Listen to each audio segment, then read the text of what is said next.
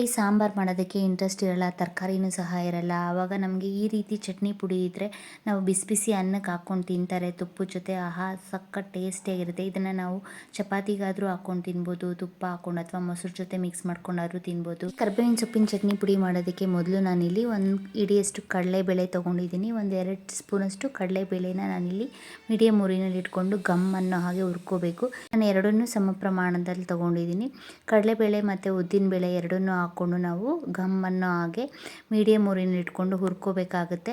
ನಾನಿಲ್ಲಿ ಒಂದು 2 ಹಿಡಿಯಷ್ಟು ಕರ್ಬೇವಿನ ಸೊಪ್ಪನ್ನು ತೊಗೊಂಡಿದ್ದೀನಿ. ಇದು ಕರ್ಬೇವಿನ ಸೊಪ್ಪಿನ ಚಟ್ನಿ ಪುಡಿ ಆಗಿರೋದ್ರಿಂದ ಕರ್ಬೇವಿನ ಸೊಪ್ಪು ಸ್ವಲ್ಪ ಜಾಸ್ತಿ ಹಾಕ್ಕೊಂಡ್ರೆ ಟೇಸ್ಟು ಸಹ ಚೆನ್ನಾಗಿರುತ್ತೆ. ಕರ್ಬೇವಿನ ಸೊಪ್ಪು ಆರೋಗ್ಯಕ್ಕೂ ಸಹ ತುಂಬ ಒಳ್ಳೆಯದು. ಡೈಲಿ ಮಾರ್ನಿಂಗು 2 ಎಲೆ ಕರ್ಬೇವಿನ ಸೊಪ್ಪನ್ನು ತಿನ್ನೋದ್ರಿಂದ ನಮ್ಮ ಆರೋಗ್ಯಕ್ಕೆ ತುಂಬ ಒಳ್ಳೆಯದು. ಮತ್ತು ಹೇರ್ ಫಾಲ್ ಆಗೋದು ಕಂಟ್ರೋಲ್ ಆಗುತ್ತೆ ನಾವು ಈ ರೀತಿ ಮಾಡೋದ್ರಿಂದ. ಮತ್ತು ವೆಯ್ಟ್ ಲಾಸ್ಗೂ ಸಹ ನಮಗೆ ಹೆಲ್ಪ್ ಆಗುತ್ತೆ. ದಿನ ಬೆಳಗ್ಗೆ ಹೊತ್ತು ಖಾಲಿ ಹೊಟ್ಟೆನಲ್ಲಿ 2 ಎಲೆ ಕರ್ಬೇವಿನ ಸೊಪ್ಪನ್ನ ತಿನ್ನೋದ್ರಿಂದ ಈ ಚಟ್ನಿ ಪುಡಿನ ಮಾಡಿಟ್ಕೊಂಡು ನಾವು ಸಾಂಬಾರು ಇಲ್ಲದೆ ಇರುವಾಗ, ಸಾಂಬಾರು ಸ್ವಲ್ಪ ಇದೆ ಜೊತೆಗೆ ಏನಾದರೂ ನಮಗೆ ಬೇಕು ಅಂದಾಗ ಈ ರೀತಿ ಚಟ್ನಿ ಪುಡಿನ ಮಾಡಿ ಸ್ಟೋರ್ ಮಾಡಿ ಇಟ್ಕೋಬೋದು. ಮೊದಲಿಗೆ ನಾನಿಲ್ಲಿ ಕಡಲೆಬೇಳೆ ಉದ್ದಿನಬೇಳೆನ ಹುರ್ಕೊಂಡಿದ್ದಾದಮೇಲೆ ಅದನ್ನು ಒಂದು ಪ್ಲೇಟ್ಗೆ ಹಾಕಿ ತಣ್ಣಗೆ ಹಾಕಿ ಇಟ್ಟಿದ್ದೀನಿ. ಇನ್ನೊಂದು ಪಾತ್ರೆ ಇಟ್ಕೊಂಡು ಅದಕ್ಕೆ ನಾನಿಲ್ಲಿ 1 ಸ್ಪೂನ್ ಎಣ್ಣೆ ಹಾಕ್ಕೊಂಡಿದ್ದೀನಿ. ಚಿಕ್ಕ ಸ್ಪೂನಲ್ಲಿ 1 ಸ್ಪೂನ್ ಎಣ್ಣೆ ಹಾಕ್ಕೊಂಡೆ ಸಾಕು, ತುಂಬ ಜಾಸ್ತಿ ಹಾಕ್ಕೋಬಾರ್ದು. ಎಣ್ಣೆನ ಬಿಸಿ ಆದಮೇಲೆ ನಾನಿಲ್ಲಿ 1 ಹಿಡಿಯಷ್ಟು 1 ಟೇಬಲ್ ಸ್ಪೂನಷ್ಟು ಧನಿಯಾ ಹಾಕ್ಕೊಂಡಿದ್ದೀನಿ. ಧನಿಯಾ ಕಾಳನ್ನು ನಾವು ಮೀಡಿಯಮ್ ಉರಿಯಲ್ಲಿ ಇಟ್ಕೊಂಡು ಗಮ್ ಅನ್ನೋ ಹಾಗೆ ಹುರ್ಕೋಬೇಕು.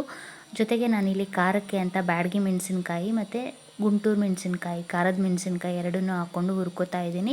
ಇದ್ರ ಜೊತೆಗೆ ನಾನು 1 ಸ್ಪೂನಷ್ಟು ಎಳ್ಳು ಹಾಕ್ಕೊಂಡಿದ್ದೀನಿ. ನಾವು ಎಳ್ಳನ್ನು ಲಾಸ್ಟಲ್ಲಿ ಹಾಕ್ಕೊಂಡ್ರೆ ಒಳ್ಳೆಯದು. ನಾನು ಮೆಣಸಿನ್ಕಾಯಿ ಜೊತೆನೇ ಹಾಕಿ ಮೀಡಿಯಮ್ ಉರಿಯಲ್ಲಿ ಇಟ್ಕೊಂಡು ಹುರ್ಕೊಂಡಿದ್ದೀನಿ. ಎಳ್ಳು ತುಂಬ ಬಿಸಿ ಆಗೋದೇನು ಬೇಡ, ಲಾಸ್ಟಲ್ಲಿ ಹಾಕ್ಕೊಂಡ್ರೆ ಸಾಕು. ಜೊತೆಗೆ ನಾನಿಲ್ಲಿ ಕರ್ಬೇವಿನ ಸೊಪ್ಪನ್ನ ಕ್ಲೀನ್ ಮಾಡಿ ಇಟ್ಕೊಂಡಿರೋ ಕರ್ಬೇವಿನ ಸೊಪ್ಪು 1 ಬೌಲಷ್ಟು ಕರ್ಬೇವಿನ ಸೊಪ್ಪನ್ನ ಹಾಕಿ, ಕರ್ಬೇವಿನ ಸೊಪ್ಪು ಫುಲ್ ನೀರಿನಂಶ ಎಲ್ಲ ಡ್ರೈ ಆಗಿ ಕರ್ಬೇವಿನ ಸೊಪ್ಪಿನ ಎಲೆ ತೊಗೊಂಡಾಗ ಅದು ಪುಡಿ ಆಗಬೇಕು. ಅದುವರೆಗೂ ನಾವು ಮೀಡಿಯಮ್ ಉರಿನ ಇಟ್ಕೊಂಡು ಕರ್ಬೇವಿನ ಸೊಪ್ಪನ್ನ ಚೆನ್ನಾಗಿ ಹುರ್ಕೋಬೇಕು. ಕರ್ಬೇವಿನ ಸೊಪ್ಪನ್ನ ಒಂದು ಮುಕ್ಕಾಲು ಹುರ್ಕೊಂಡಾದ್ಮೇಲೆ ನಾನಿಲ್ಲಿ 1 ಸ್ಪೂನಷ್ಟು ಜೀರಿಗೆ ಹಾಕಿ ಅದನ್ನು ಸಹ ಮೀಡಿಯಮ್ ಉರಿಲಿ ಇಟ್ಕೊಂಡು ಹುರ್ಕೋತಾ ಇದ್ದೀನಿ. ಇಷ್ಟನ್ನು ನಾವು ಹುರ್ಕೊಂಡಾದ್ಮೇಲೆ ನೋಡಿ, ಕರ್ಬೇವಿನ ಸೊಪ್ಪನ್ನ ಈ ರೀತಿ ನಾವು ಪ್ರೆಸ್ ಮಾಡಿದಾಗ ಅದು ಪುಡಿ ಆಗಬೇಕು. ಅದುವರೆಗೂ ನಾವು ಕರ್ಬೇವಿನ ಸೊಪ್ಪನ್ನ ಹುರ್ಕೊಂಡಾದ್ಮೇಲೆ ಸ್ಟವ್ನ ಆಫ್ ಮಾಡಿ ಇಷ್ಟು ಸಾಮಗ್ರಿ ತಣ್ಣಗಾಗೋಕ್ಕೆ ಬಿಡಬೇಕು. ಇದ್ರ ಜೊತೆಗೆ ನಾನಿಲ್ಲಿ ಇಟ್ಕೊಂಡಿರೋ ಕಡಲೆಬೇಳೆ ಮತ್ತು ಉದ್ದಿನಬೇಳೆನ ಹಾಕಿ ಮಿಕ್ಸ್ ಮಾಡ್ಕೋತಾ ಇದ್ದೀನಿ. ಆಲ್ರೆಡಿ ಡ್ರೈ ರೋಸ್ಟ್ ಮಾಡಿ ಇಟ್ಕೊಂಡಿರೋದ್ರಿಂದ ಕಡಲೆಬೇಳೆ ಉದ್ದಿನಬೇಳೆನ ಹುರ್ಕೊಳ್ಳೋ ಅವಶ್ಯಕತೆ ಇರಲ್ಲ.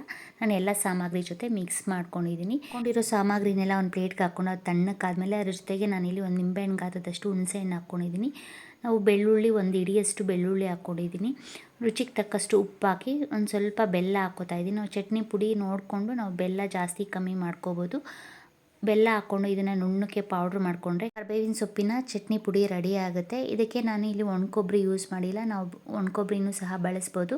ಒಣಕೊಬ್ಬರಿನೂ ಸಹ ನಾವು ತುರಿದ್ಬಿಟ್ಟು ಒಂದು ಸ್ವಲ್ಪ ಬಿಸಿ ಮಾಡಿಕೊಂಡು ಇದ್ರ ಜೊತೆ ಹಾಕಿ ಪೌಡ್ರ್ ಮಾಡಿಕೊಂಡ್ರೆ ಕರ್ಬೇವಿನ ಸೊಪ್ಪಿನ ಚಟ್ನಿ ಪುಡಿ ರೆಡಿ ಆಗುತ್ತೆ. ಈ ಚಟ್ನಿ ಪುಡಿ ರೆಡಿ ಮಾಡಿದ್ದನ್ನು ನಾವು ಸ್ಟೋರ್ ಮಾಡಿ ಇಟ್ಕೋಬೋದು. ತುಂಬ ದಿನವರೆಗೂ ನಾವು ಹೊರಗಡೆ ಇಟ್ಟರೂ ಸಹ ಏನೂ ಆಗಲ್ಲ. ಚಟ್ನಿ ಪುಡಿಗೆ ಬಿಸಿ ಬಿಸಿ ಅನ್ನದ ಜೊತೆ ಈ ರೀತಿ ನಾವು ಸ್ವಲ್ಪ ತುಪ್ಪ ಹಾಕಿ ಮಿಕ್ಸ್ ಮಾಡ್ಕೊಂಡು ತಿಂತಾ ಇದ್ರೆ ತುಂಬ ರುಚಿಯಾಗಿರುತ್ತೆ. ರುಚಿಕರವಾದ ಆರೋಗ್ಯಕರವಾದ ಕರ್ಬೇವಿನ ಸೊಪ್ಪಿನ ಚಟ್ನಿ ಪುಡಿ ರೆಡಿ ಆಗಿದೆ. ಈ ವಿಡಿಯೋ ನಿಮಗೆಲ್ಲರಿಗೂ ಇಷ್ಟ ಆಗಿದೆ, ಪ್ಲೀಸ್ ಲೈಕ್ ಮಾಡಿ, ಶೇರ್ ಮಾಡಿ, ಸಬ್ಸ್ಕ್ರೈಬ್ ಮಾಡಿ. Thank you.